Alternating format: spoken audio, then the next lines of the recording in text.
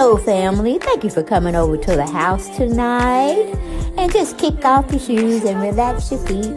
Party on down to the SK beat. We're kicking, just kicking, just kicking. Okay, you don't come to another episode where we're going to be asking the question of, why you telling my business? Don't be telling my business. Why not? Because a can and a can, a can, and a wheel. Now we're off to...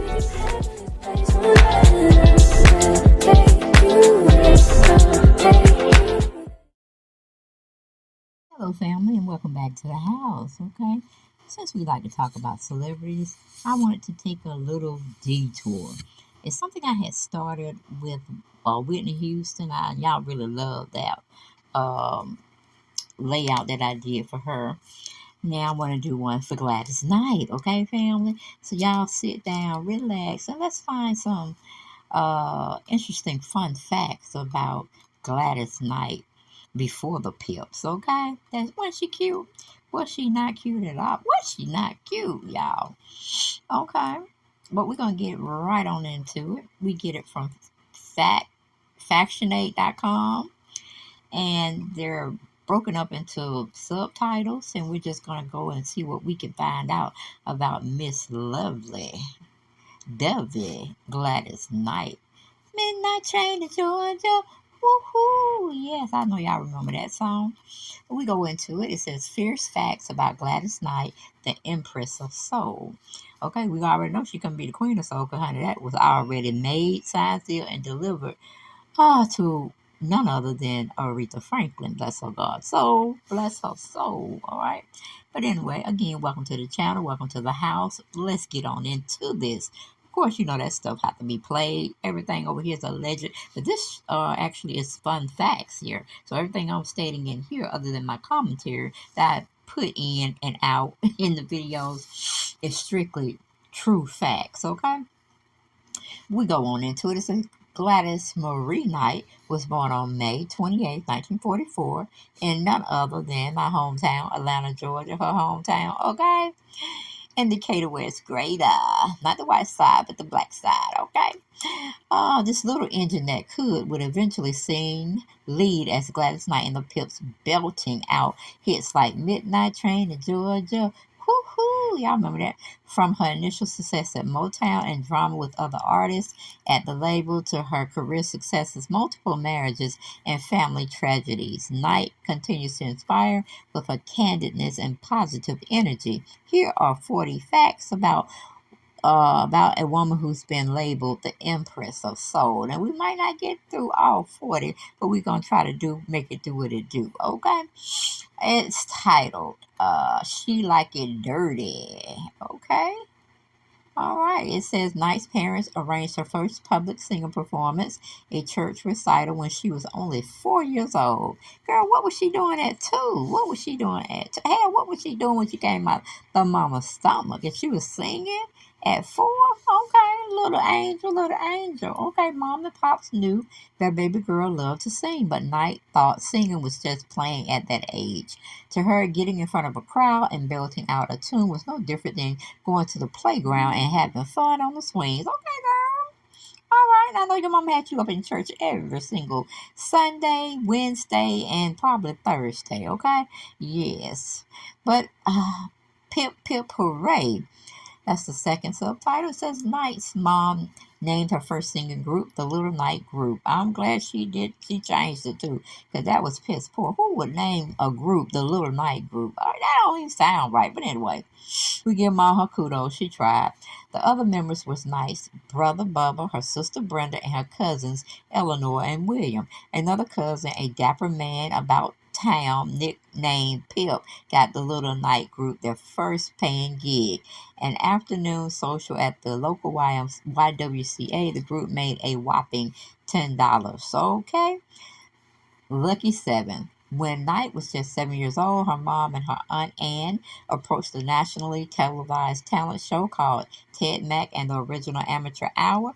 Knight got on the show and her singing absolutely slayed the competition. Knight won a huge trophy and $2,000 in prize money. That's like a couple hundred church socials in the 1950s. Okay, people?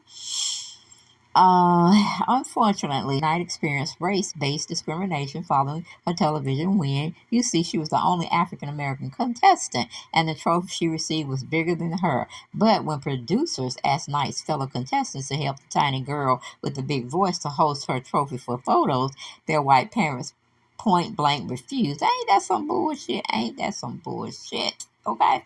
But moving on. Did we expect anything else? Did we expect anything else? But we're gonna go on another subtitle called Matt was the Mitch. Okay, even though the other contestants didn't help Knight, she soon found a powerful ally. Host Ted Mack learned about the cruelty that young Knight endured on the Ted Mack and Original Amateur Hour. Knight said that Mack had the decency and moral integrity to make it right. Every picture of Knight with her talent show trophy featured Ted Mack hosting her to host it high. All right then, white man. All right then. Okay. You ain't got everybody acting crazy in their race. You got some good people, okay? Luncheon meat espresso. Yes, she won $2,000 when she was only 7 years old, but her greater wealth and fame didn't come easy. As far as Knight leading a hit singer group, give Baloney some credit, Creed for making that happen. In the years following her TV win, Knight and some family members went to the corner store, literally pooling their nickels to throw an impromptu birthday party for Knight's brother, Bubba. Okay, as they could afford, well, all they could afford was bologna bread, mayo, and Kool-Aid to wash it down. After the bologna sandwich fest, Knight and her crew entertained the family gathering with some a cappella, or I should say capella.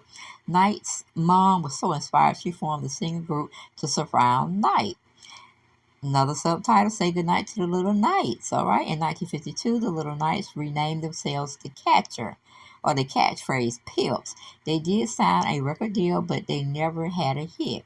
During recording to, then according to Knights, both her sisters and her female cousins got restless and quit the group. Two new boys replaced the girls, and this incarnation of the Pips had their first single, Every Beat of My Heart. Now, I don't know about that. I don't know about that. I don't think I ever heard that song. But we're going to move on. Next subtitle, She Got It Backwards. Mike's first attempt at love, marriage, and a baby carriage happened in reverse. Impregnated at just 16 years old by Jimmy Newman, a former member of the Pips, Knight jumped into marriage with her old bandmate. Sadly, the couple was doomed to a terrible end. Gladys Knight miscarried the couple's unborn child. Then things got even worse. Okay, and I know y'all saying, what? How old was the gentleman in the group? You know, I went there. I was like, R. Kelly teas all over the place, all right? But it happened more than they want to display. And R. Kelly was not the only one doing that shit, okay? We're going to move on to there because we're talking about Gladys Knight, okay? We're talking about Miss Knight, okay? Another subtitle, Hard Times. Knight and Newman lost one baby, but a few years later they welcomed a daughter and a son. However, even with this picture perfect nuclear family at home, Newman abandoned Gladys and his children just 4 years later. Sadder still, Newman fell into hard drugs in the years after his divorce from Knight. Eventually, his addiction led to his demise, meaning he died. Okay, moving on, moving on. Baby Love Mama Drama. The Motown's label has seen plenty of drama between its artists, and the Supreme Motown Diva title should probably go to Diana Ross. Baby love, my baby love, I need you.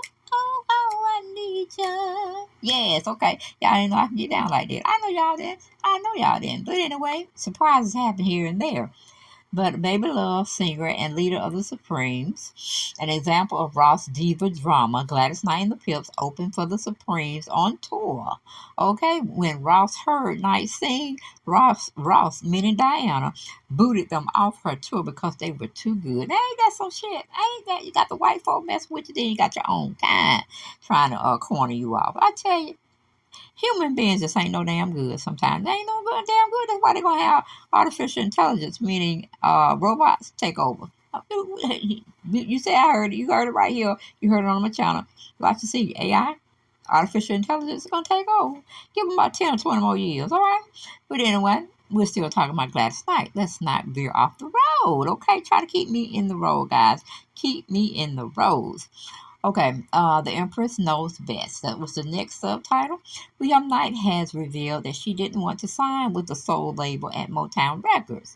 The Pips, her brother Bubba, cousins Edward and William outnumbered her, voting to sign with Motown in 1966. Okay, another subtitle, she heard it too. It was during their time at Motown that Gladys Knight and the Pips released their version of I Heard It Through the Grapevine on September 28, 1967. However, the record label barely publicized the song. Marvin Gaye had recorded his versions of the song before they did, and apparently there was too much drama surrounding the track already. When Motown refusing to get involved, the Pips took matters into their own hands. Okay, the Pips used their own connections with radio DJs to get their version of Grapevine played. They succeeded in getting their version to the top spot, only their second number one on Billboard's R&B chart. The week of November 25th, 1967, it stayed on top for 6 weeks. Okay, well, the elite must have didn't have control over the radio playing uh, these hits from these artists because you can't get that shit. You can't. You try to be an independent singer or artist out here now. You try to go to the radio station. They look at you like you're crazy. Oh, the things that they have streamlined since that time. Okay. But I never heard. I'm gonna have to go Google that and YouTube it to hear the Pips version of Grapevine. Okay, because to me, I'm a Marvin Gaye solidified and cement, loving him singing that song. Heard it through the grapevine. Okay, but it's just me. It's all just me. Okay, y'all might like the Gladys Knight version or whoever else that may have what do you call it? Have brought it to another rendition of their own, bringing it, whatever group it was, bringing it to their own way of singing it and viewing it, okay? But we're going to move on. The Road to Enlightenment. By 1972, Knight and the Pips were jonesing to leave Motown. They left the label after winning their first Grammy for a song called Neither One of Us. Neither one of us wants to be the first to say, goodbye. Farewell, my love. Goodbye. Yeah, that was Gladys Knight. Now I get that to her. And the Pips, they did show out on that song. But let's go back. It says 1972, Knight and the Pips were jonesing to leave Motown.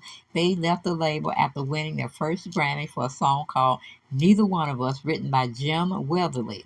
Knight and the Pips then joined the very enlightened sounding Bubba Records, or Buddha Records, where they would score their biggest hit of all, Midnight Train to Georgia. Yeah, y'all know that song, Planes, Trains, or What? Singer-songwriter Jim Weatherly recorded his own country song called Midnight Plane to Houston. The song got forwarded to producers who were working with singer Cissy Houston, Whitney's mom. They changed the title to Midnight Train to Georgia before Cissy cut the track. Fun fact, the characters in Weatherly's song are based on Farrah Fawcett's 70 poster girl and Lee Major's 70s Bionic Man. That don't make no sense. Midnight Train to Georgia and we're showcasing them too. Oh, I don't understand. Y'all make the connection. Put it down in the comments because it just went over my head. But another subtitle is Choo Choo to Numero Uno. Following Cissy Houston's recording of Midnight Train to Georgia, have anybody heard it? Have anybody heard that? I haven't. I might have to Google and YouTube that one as well because Midnight Train to Georgia and my eyes go to none other than Gladys Knight and the Pips. Woohoo! Okay. Gladys Knight and the Pips recorded their version of the tune. Knight famously nailed most of her lead vocals in a single take. On October 27, 1973, the song reached number one on Billboard Hot 100 in her autobiography, Between Each Line of Pain and Glory. Knight described her hope that the song would help anyone who ever reached for Hollywood success only to fail. I know that's right, girl. I know that's right. I know where you were going with that song. Yes. People have pipe dreams. They think they're going to be the next hit, greatest thing. Then they come back with their tails tucked between their legs trying to say, I need my old job back. I failed miserably. Mess around with that damn Hollywood. But the ones that really, to me, came back disappointed, they were the true winners, okay? Because Hollywood did not uh, get into them, and they had a very grueling past. Because, when you go to Hollywood and you make it, you owe people, and they don't forget about what you owe them. That fame, fortune, it costs. Trust me, it costs. But moving on, Just a Pipe Dream. Knight's second marriage to Barry Hankerson ended in a similar unhappy way as her first shot at finding love. The couple divorced in 1978 after 4 years of marriage, and their split got nasty. Lasting proof does remain of their union at a happier time. Wait a minute. A movie together called Pipe Dreams. It was Knight's first acting job, and she earned a Golden Globe nomination for her work. Okay, I don't know if it's good to be nominated and not win, or it's hell, because y'all get nominated, I want to win. Because if I don't get, well, I guess it could be both ways. You get nominated, don't win. You don't get nominated, and you were hopeful that they mention you at the award show as not being a part of that. But moving on, we know Mahogany and Diana Ross, they got something for that show, because that shit, they was good as hell. It couldn't be nobody that played that picture but her. But that's a sidebar. Let me get back in the street. Let me get back on the side of the street. Okay? I veered off. I told you I do that here and there. So stick with me. Stick with me. Okay? Where did this come from? Okay. An appetite killer. Okay, Knight and her second husband were only married for several years, but their divorce dragged on. It got so nasty, their son Shanga became affected psychologically. He developed an eating disorder for a period of time. Another subtitle, You Dirty Baccarat. For a decade between the late 70s and 80s, Knight sunk into a gambling addiction. If she wasn't betting on football games, she was at the Baccarat table. Knight's table game drug of choice. Now, what does Gladys Knight know about sports? Okay, what does she know about sports with hanging around all these people that were musicians? I don't know. Maybe it was a pastime and she just got addicted to it, okay? But anyway, although she did experience some spectacular wins, nothing worse than a gambling high to keep you hooked. Nights regularly blew up to 45,000 in a single night of losing. What? Gladys, what were you doing, girl? You know what you could have did with that 45,000? But I know it's just like eating disorder of uh thing that's gonna bring you down. Okay, so hopefully she did beat the substance, well, not substance abuse, but she beat the addiction. I'm hoping and praying. We all need to hope and pray she did beat that addiction, and she's doing much better. Okay. Let me see. She blew 45,000 in a single night of losing. She finally beat her addiction, seeking help from Gamblers Anonymous. Okay? Another subtitle. This ain't no Circus du Soleil. Excuse me, Nike's musical counterparts back in the day included singing groups like the Midnighters and the Cadillacs, who performed athletic tumbles and splits for extended excitement. The Pips attempted the same routes, but Knight said the boys ended up with sprained thumbs, sprained ankles, sprained everything, so they wisely decided to mellow out, choreographing their move to reflect Knight's soulful lyrics. Oh man, oh child, we didn't need those kind of theatrics going on. Well, okay, maybe that soul records back in the day. Okay, we got the Wildflower and the Pips. Knight said she never danced with the Pips. The guys wouldn't let her, and maybe they did it for a good reason. Knight, Gladys, maybe you couldn't. Maybe you couldn't. Get the moves together. You're just a singer, so do what you know you need to do, and that you're good at. Don't attempt anything else. Just get that mic and just sing, baby. That's my commentary, not in this latest article. Okay, it says, So Long Pips. In 1989, Knight broke up with the Pips due to bad blood within the group, including Knight's belief that her brother was exploiting their music to further his own business interests. Now, you see what I tell you? You see what I tell you? That's why you can't You cannot mix family and business or business and family because the shit just don't work out. I know for a fact because I've been there myself. All right, it just don't work out. Just go and find somebody that's not a part of your family, immediate family, or even distant family. Cause shit go left real quick, and then you one day get left out of family reunions because of some shit that y'all did back in the day together, and you had to fire people. You know what I'm saying? You had to excommunicate some family members, and they still feeling salty about it. So that's just a word to the wise. Don't do it. All right, the Empress strikes back after the bitter breakup with her pips. Knight kicked it as a solo artist. Her third solo LP went to #1 on the Billboard Rhythm and Blues chart, and Knight also scored some other cool and quirky accomplishments, like performing America the Beautiful at WrestleMania 4 and singing the lead track for the James Bond film License to Kill. Okay, fairy tale ending only had wait a minute, fairy tale endings only happen in fairy tales, okay? Sad notion time. The Knight's direct quote about husband #3, a motivational speaker named Les Brown. He filed divorce papers against Knight in 1997, just 2 years into a union that she once called a dream come true. Knight said Brown had the gift to motivate and inspire, but he didn't know how to give. On a positive note, Brown did urge Knight to pen her successful autobiography and helped her score 500,000 book advance. Okay, who you calling cornbread? Knight refuses to be called a diva, even when the label is born of respect. In her words, a diva should mean an operatic operatic soloist, but Knight feels it's usually meant to describe a certain uppity attitude. So, what does Knight think of herself? She seems to think she's nothing more than cornbread. I think cornbread ought to be mighty flattered. Okay, don't understand what she meant by that, but it just is what it is. It says, "Rest in peace, Jimmy Noonan III."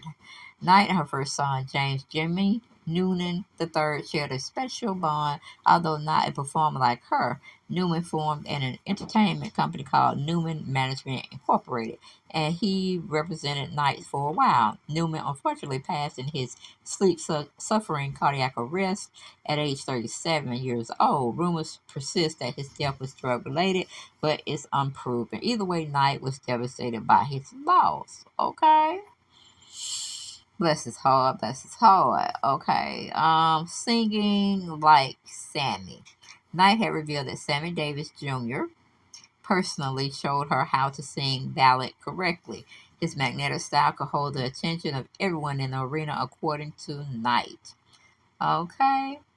Even after, what's this, fourth time for keeps. Even after three failed marriages, Knight never gave up. In the early 90s, she met William McDowell at the La Costa Spa near San Diego. He wasn't in the business. He was a VP of a corporate consulting firm called the Harris Group. They struck up a casual friendship, keeping in touch over the years. Fast forward a decade, and they ran into each other again at the same spa. This time, Mr. McDowell asked Mrs. Knight on a proper date. They married on April 12, 2001. Okay, how dare she PO the Queen? Whitney Houston's funeral in 2012 wasn't just sad, it got heated.